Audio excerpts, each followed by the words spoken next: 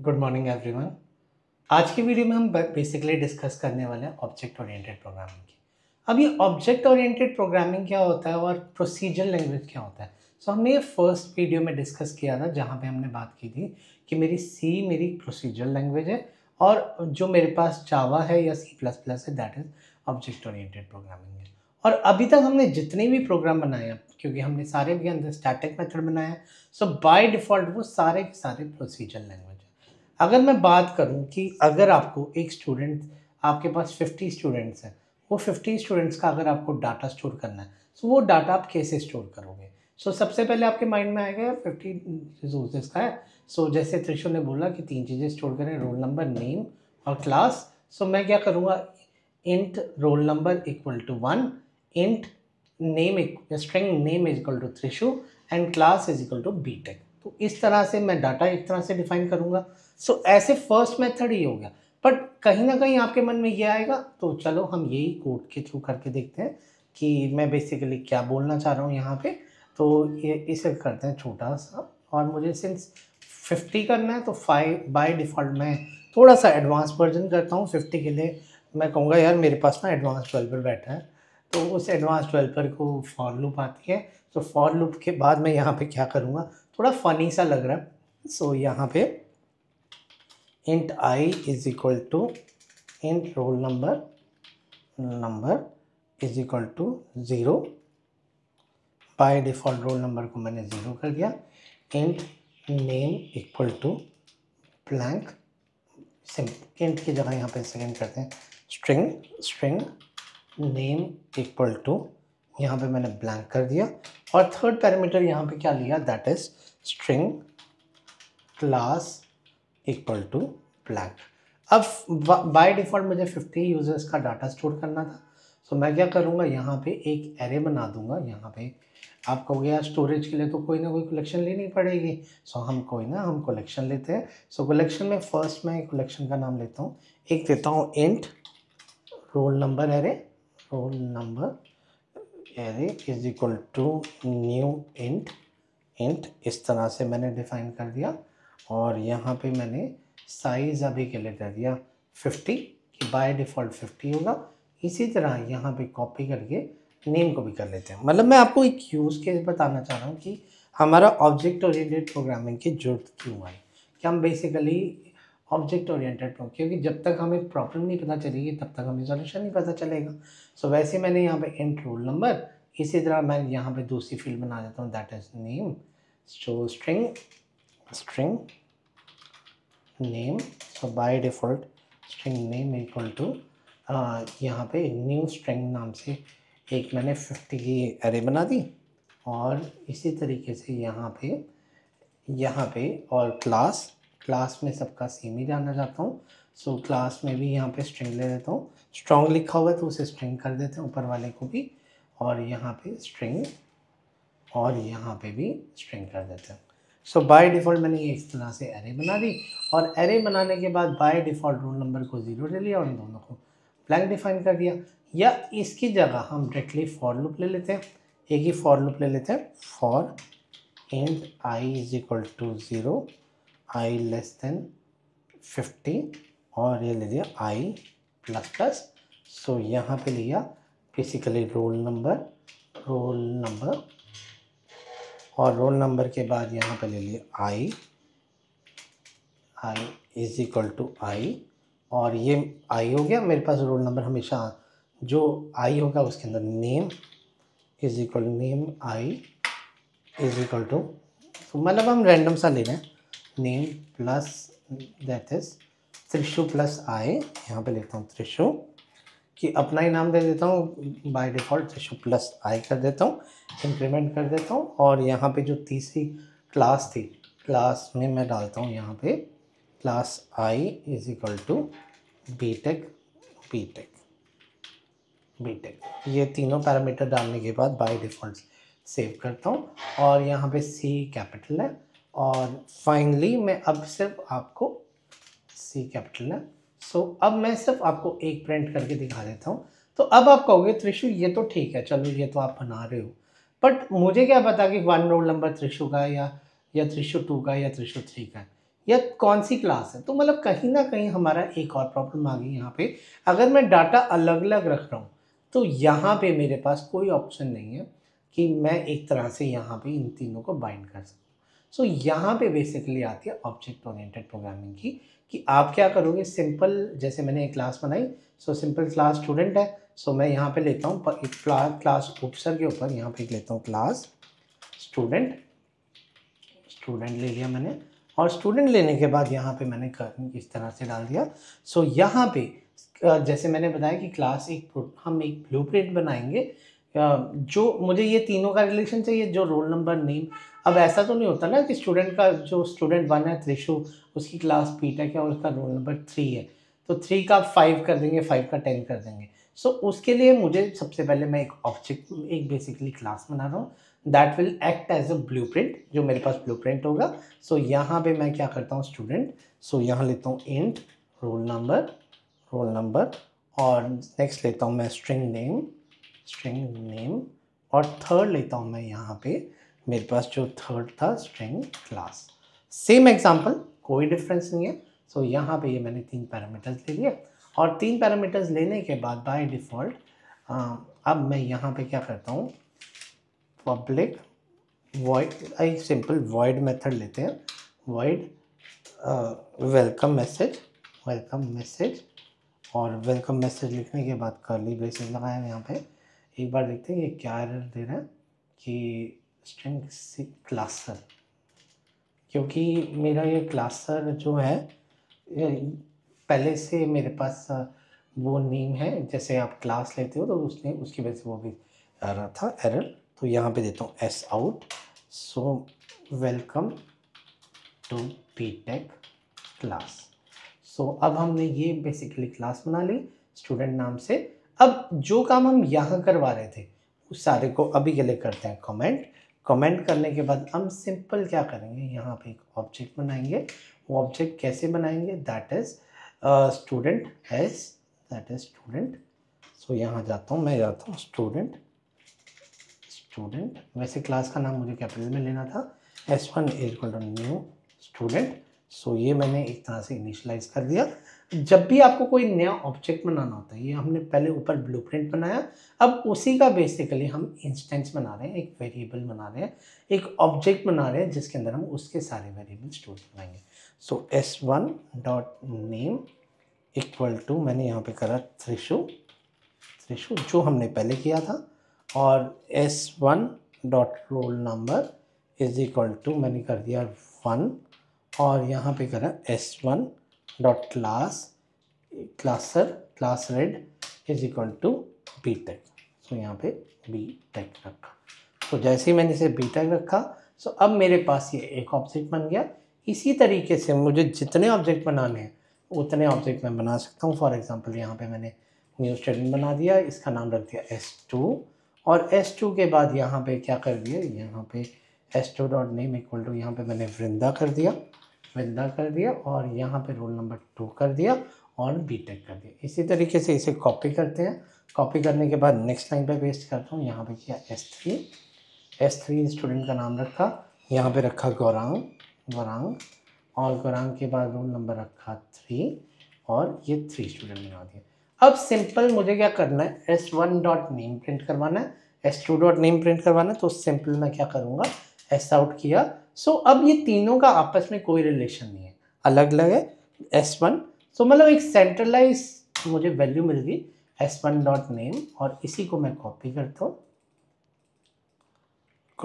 और कॉपी करके मैं नेक्स्ट लाइन पे पेस्ट करता हूँ। सो यहाँ करता हूँ S2 डॉट नेम, और थर्ड करता हूँ S2 डॉट रोल नंबर। सो अगला करता हूँ S3 dot roll number, so by default. So तीनों का आपस में कोई रिलेशन नहीं है, तीनों अलग अलग है। So this is basically that object oriented programming is giving me. So roll number में आई थिंक मैंने S3 के रोल नंबर में 3 डाला हुआ था। सो एक बार देखते हैं कि 0 क्यों आया।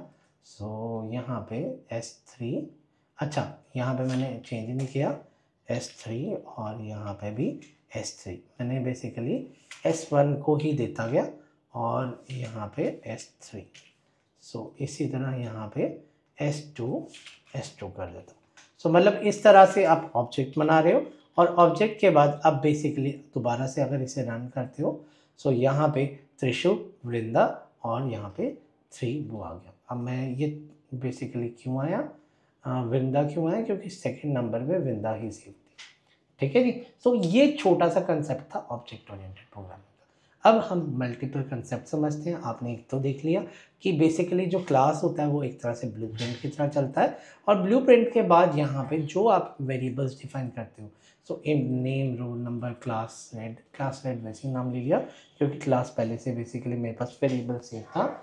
सो अब दूसरा मैंने यहाँ पे एक तरह से मेथड यूज़ कर लिया। सो मेथड भी बिल्कुल वैसे ही चल रहे हैं जैसे मेरे चल रहे हैं। सो मैंने क्या किया, S3 डॉट, मेरे पास मेथड का क्या नाम है, that is welcome message. S3 dot welcome message जैसे ही मैं इस तरह से एग्जीक्यूट करूँगा सो मेरे पास वेलकम मैसेज भी बिल्कुल वैसे ही एग्जीक्यूट होगा जैसे एक सिंपल मेथड आता है। वेलकम टू बीटेक क्लास मेरे पास आ गया। ठीक है जी। अब इसी में थोड़ा सा और आगे चलते हैं। सो थोड़ा सा इसे क्लीन करते हैं। तो हम इंस्टेड ऑफ 3 ऑब्जेक्ट्स, अब आई थिंक वो वाली हिस्ट्री तो आपको पता चल गई कि क्या बेसिकली मैं समझाने की कोशिश कर रहा था कि ऑब्जेक्ट ओरिएंटेड प्रोग्रामिंग हमें क्या देती है। अब बात करते हैं कि हमारे पास ये सिंपल वर्ड्स है। सो इन न्यू का मतलब इनिशियलाइजेशन। जब भी आपको किसी चीज़ को इनिशियलाइज करना है सो यहाँ पे न्यू कीवर्ड लेते हो। जैसे अगर मुझे यूजर से इनपुट लेना तो मैं क्या करता हूँ, scanner SC is equal to new scanner. So मैं स्कैनर क्लास का एक ऑब्जेक्ट बना रहा हूँ यहाँ पे जिसके अंदर सिस्टम डॉट इन को कॉल करते हैं। ठीक है जी। वैसे ही अब यहाँ पे मैं क्या करता हूँ, मुझे यहाँ पे मैं यहाँ पे यूज़र से इन्फो लेना चाहता हूँ। सो यहाँ पे यूज़र से इन्फो नहीं, मतलब अभी तो मैंने यहाँ पे डिफाइन किया है, मैं चाहता हूँ मेथड के अंदर ही डिफाइन करूँ। तो वॉइड गिव इन्फो और गिव इन्फो देने के बाद यहाँ पे दिया रोल नंबर और नेम और यहाँ पे दे दिया मैंने सी जानबूझ के दिया, क्लास नहीं दिया, कुछ मैंने यहाँ पे आपको डिफाइन करना था। सो अब मैं क्या करता हूँ, this dot roll number is equal to roll number और यहाँ पे क्या किया, this dot name is equal to name और तीसरा this dot class red equal to C. अब आप कहोगे तो ये दिस कीवर्ड क्या आ गया, अभी तक तो हम यही कर रहे थे। सो जैसे मैं पहले इंट नेम और यहाँ पे देता हूँ स्ट्रिंग नेम और स्ट्रिंग, यहाँ पे स्ट्रिंग नेम दे दिया और यहाँ पे दे दिया स्ट्रिंग सी। सो अभी तक तो हम कुछ ऐसा कर रहे थे, हमने तो कुछ ऐसा दिस कीवर्ड लिया नहीं था। दिस कीवर्ड बेसिकली रेफर करता है कि जो सा आप ऑब्जेक्ट बनाओगे, जैसे मैं S1 बना रहा था, S2 बना रहा था, S3 बना रहा था, वो किसे बेसिकली रेफर करेगा।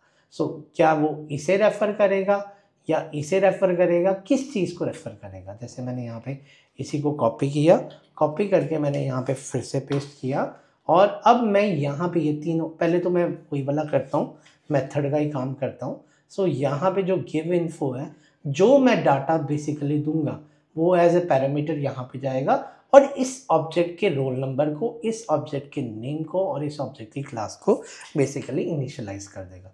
सो यहाँ पे इंस्टेड ऑफ जो मैंने यहाँ पे 3 लिखा है, सो S1 dot give info, so by default मैंने गिव इन्फो किया और गिव इन्फो में मैंने यहाँ पे त्रिशु ऐड कर दिया। ऑर्डर मुझे सेम रखना पड़ेगा जो मैंने दिया था, सबसे पहले मैंने रोल नंबर दिया था। सो 23 इज़ माई लकी नंबर। सो 23 को मैंने यहाँ पे एक तरह से रोल नंबर दे दिया, नेम दे दिया जी त्रिशु और यहाँ पे कॉमा करके जो क्लास थी मेरे पास बीटेक की थी। तो अगर आप ये देखो बीटेक, सो उसे खुद ही बेसिकली यहाँ पे आपके जो पैरामीटर्स थे उन्हें डिफाइन कर दिया। तो अगर आप इन पे जाते भी हो so by default roll number name C तीनों वेरिएबल ले लिए। तो अब आपको ये देने की जरूरत नहीं है। अब अगर एस आउट आप करते हो, एस आउट के अंदर आप S1 डॉट रोल नंबर करते हो, तो रोल नंबर करते ही सेव करके अगर आप रन करोगे तो बाय डिफ़ॉल्ट आपके पास 23 आ जाएगा।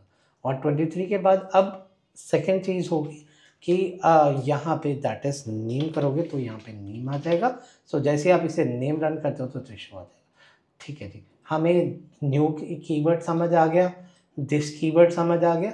अब बात करते हैं यहाँ पे न्यू स्टूडेंट नाम से क्या चीज़ है। तो इसे बेसिकली कहते हैं कंस्ट्रक्टर। तो कंस्ट्रक्टर मतलब हम बेसिकली ऑब्जेक्ट को बना रहे हैं, सो कुछ इनिशियलाइज करवा रहे हैं। मैं जैसे अभी बता ही रहा था कि न्यू का मतलब ही क्या है, इनिशियलाइज, पर उसके बाद कुछ क्लास का नाम आ रहा है, तो जो स्टूडेंट क्लास है उसी का नाम आ रहा है। So these are basically known as constructor, जो अपने आप ऑब्जेक्ट को बेसिकली कंस्ट्रक्ट करते हैं। So in order to make the same, तो मैं यहाँ पे बाय डिफ़ॉल्ट स्टूडेंट एक नॉन पैरामीटराइज, मेरे पास यहाँ पे 3 टाइप के कंस्ट्रक्टर होते हैं, पैरामीटराइज, नॉन पैरामीटराइज और कॉपी कंस्ट्रक्टर। हम सबसे पहले नॉन पैरामीटराइज कंस्ट्रक्टर डिफाइन कर रहे हैं। सिंस मैंने यहाँ पे कुछ भी डिफाइन नहीं किया था, तो उसने खुद ही अपने हिसाब से कंस्ट्रक्टर बना दिया। अब यहाँ पे मैं क्या करता हूँ, एस आउट कर देता हूँ और यहाँ पे करता हूँ initialising data for student. So यहाँ पे इनिशियलाइजिंग डाटा फॉर स्टूडेंट किया, और जैसे ही मैंने इसे सेव किया, सो अगर अब मैं यहाँ पे रन करता हूँ, तो बाय डिफ़ॉल्ट अगर मैं कुछ भी प्रिंट करवा रहा हूँ, जब अगर मैं ऑब्जेक्ट बना रहा हूँ, तो इनिशियलाइजिंग डाटा फॉर स्टूडेंट आ रहा है। सो आप कहोगे त्रिशु क्या ये एक बार ही आता है? नहीं, ये एक बार ही नहीं आता, जितनी बार भी आप ऑब्जेक्ट बनाओगे उतनी बार वो आता रहेगा। फॉर एग्जाम्पल यहाँ पे S2 बना दिया, S2 बनाने के बाद यहाँ पे S2 ले लिया, और यहाँ पे 24 वृंदा, सो यहाँ पे वृंदा और बीटेक किया। सो जैसे ही मैं इसे रन करता हूँ, सो ये देखो इनिशियलाइजिंग आ गया। सो अभी मैंने यहाँ पे क्या किया है, इसी लाइन को फिर से कॉपी करता हूँ और यहाँ पे फिर से पेस्ट कर देता हूँ, और यहाँ करता हूँ s2.name।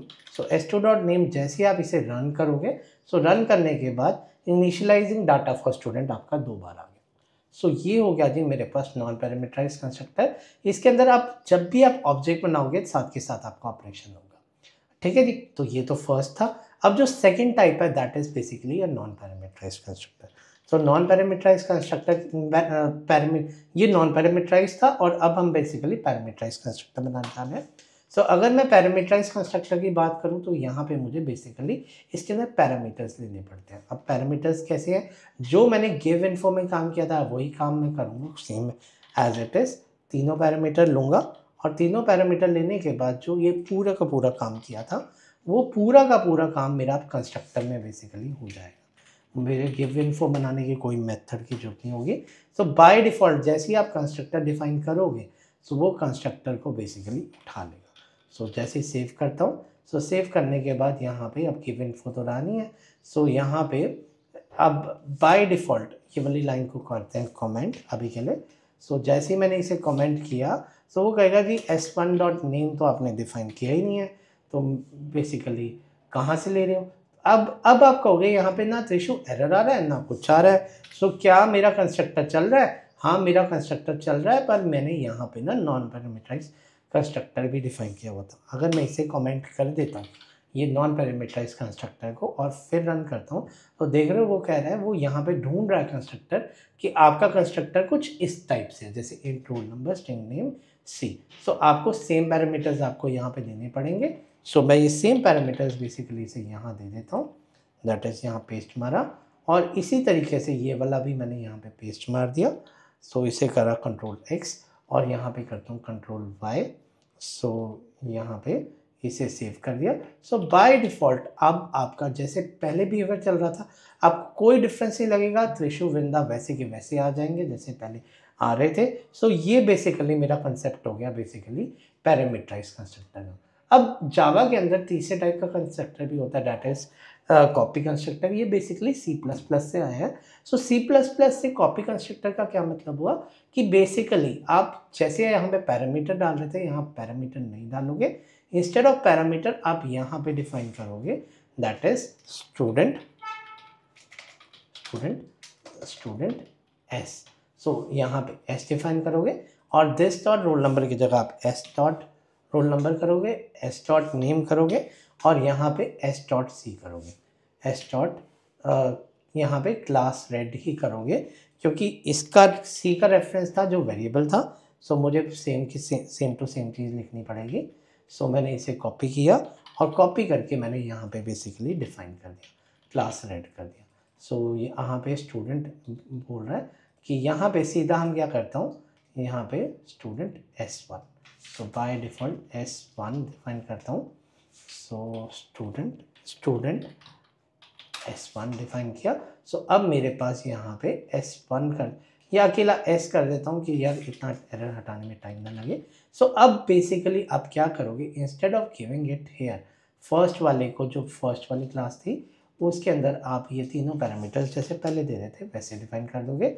S1 is equal to new student, और यहाँ पे अब मैंने क्या किया, यहाँ पे इसे स्टूडेंट S1 डिफाइन कर दिया। सो यहाँ पे बेसिकली एरर दे रहा है, दैट इज़ जो वेलकम स्टूडेंट है वो स्टूडेंट इस तरह से है। सो अभी के लिए मैं क्या करता हूँ, जो मैंने बेसिकली डिलीट किया था सो उस वाले को अनकमेंट कर देता हूँ कि मुझे नॉन पैरामीटराइज कंस्ट्रक्टर भी देना होगा, तो नॉन पैरामीटराइज कंस्ट्रक्टर दे दिया। सो यहाँ लिखता हूँ S1 dot name equal to Gaurang, GAURANG, name Gaurang हो गया। S1 dot roll number is equal to 25 दे दिया। और नेक्स्ट मैंने यहाँ पे क्या किया, S1 डॉट रोल नंबर ही था, सो सेम फील्ड है, that is roll number. I think ये स्ट्रिंग में नहीं है, ये इंटीजर था तो इस तरह से एरर आ रहा था। और S1 dot class is equal to BTech. So by default इस तरह से ये थी प्रॉपर्टीज डिफाइन की, और क्लास रेड है इंस्टेड ऑफ क्लास। सो हम इसी को कॉपी करेंगे और कॉपी करके यहाँ पे क्लास रेड प्रोवाइड कर देंगे। सो अब हम इस वाले को एग्जीक्यूट नहीं करते, इंस्टेड यहाँ पे S2 को बेसिकली यहाँ पे डिफाइन कर देते हैं, दैट इज़ S1 को मैंने डिफाइन कर दिया। और उसके बाद S2 डॉट नेम दोगे।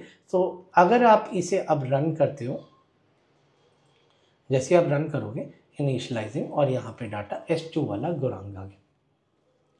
वो इसलिए गौरांग आया क्योंकि उसने इस वाले ऑब्जेक्ट को पूरा का पूरा कंस्ट्रक्टर में कॉपी कर लिया और बेसिकली डिफाइन कर लिया। आज के लिए इतना ही। कल हम बेसिकली उप्स के पिलर समझेंगे, जिसके अंदर कल की वीडियो में हम सबसे पहले पॉलीमॉर्फिज्म समझेंगे कि हमारे पास कौन से टाइप की पॉलीमॉर्फिज्म होती है, एंड देन फिर हम इनहेरिटेंस समझेंगे। अगर आपको मेरा कंटेंट पसंद आए तो प्लीज़ मेरी वीडियो को लाइक कीजिए, मेरे चैनल को सब्सक्राइब कीजिए, और अगर किसी का कोई भी क्वेश्चन है वो मुझसे कमेंट बॉक्स में आके पूछ सकता है। थैंक